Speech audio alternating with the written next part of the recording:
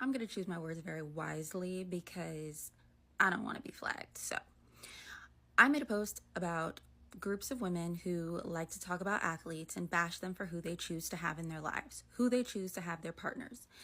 And it just so happens that this is a huge topic that everybody wants to talk about for some reason this time of year. Well, it's draft time, right? Okay. The reality is, and because I was asked, that's why I'm going to elaborate, okay? So if you don't want to hear it, keep moving. The reality is there are two kinds of women, two kinds of people, honestly. The ones who want to be chosen and the ones who want to be alone. If you want to be alone, you shouldn't be bothering yourself with the details of who is and is not wanting to be chosen.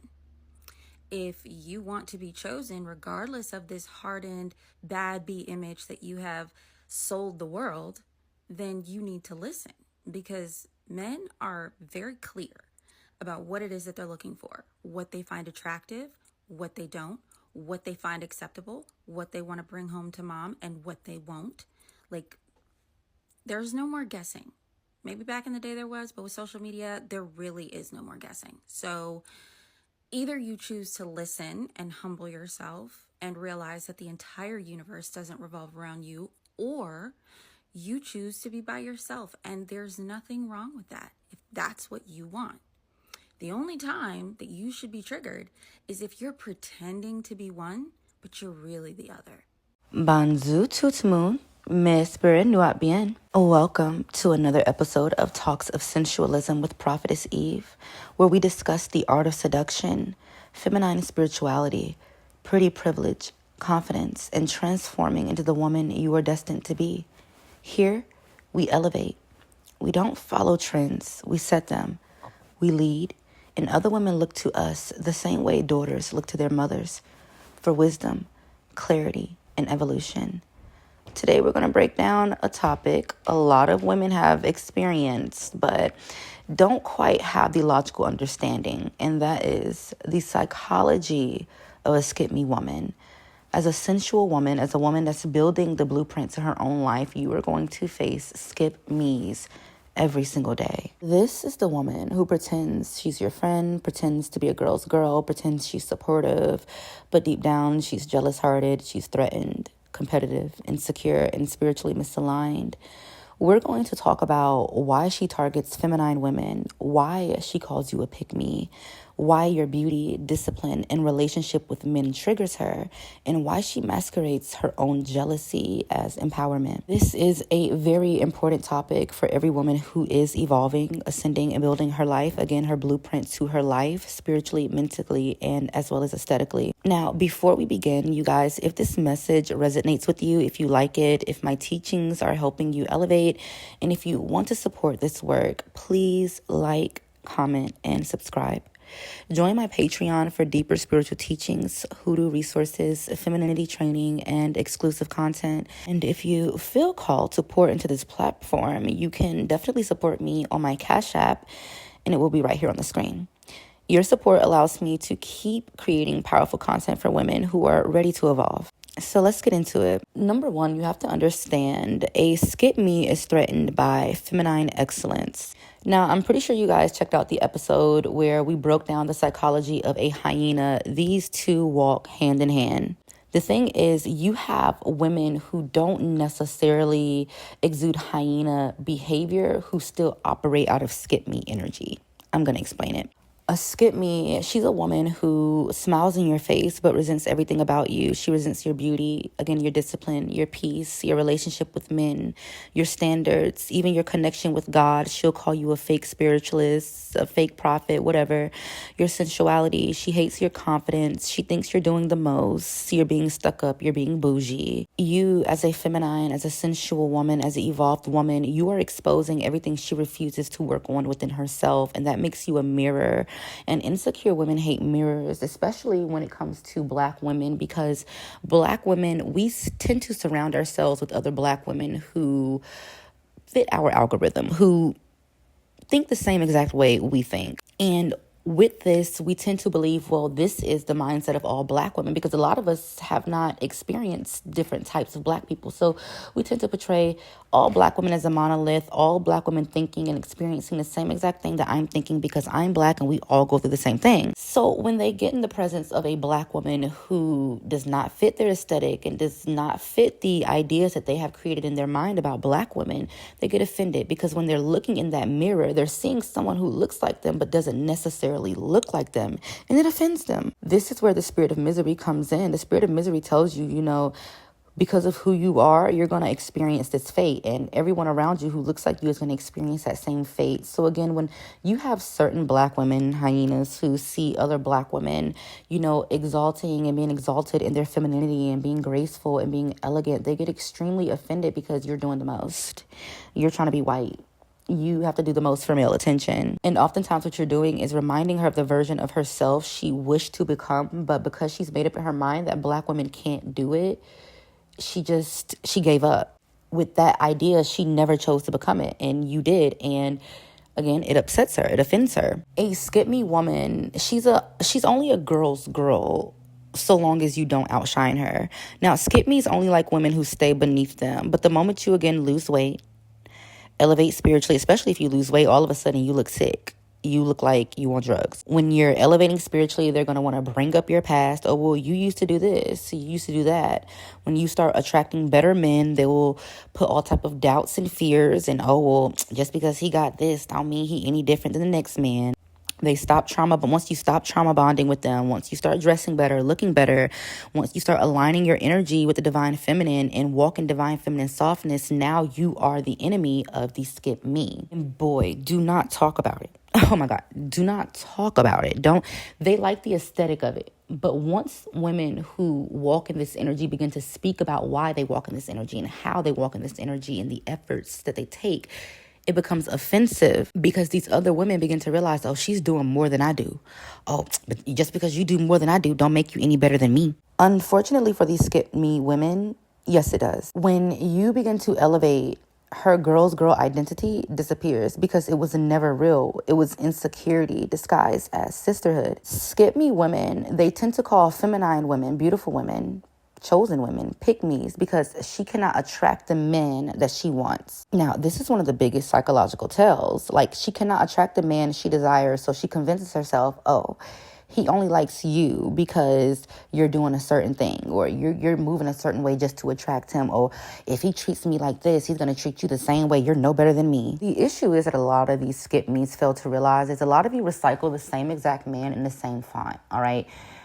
Just because you attracted a bummy, dusty man does not mean this bummy, dusty man is not going to someday get his shit together and decide to be with the woman and treat her like a queen.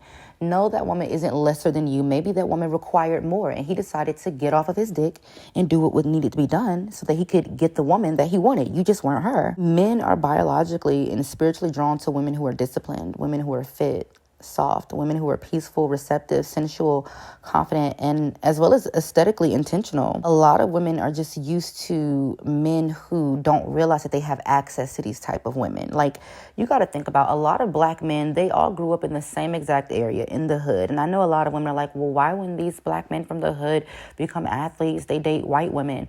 If these Black men from the hood have only experienced hood Black girls, hyenas, their mind is just like Black women.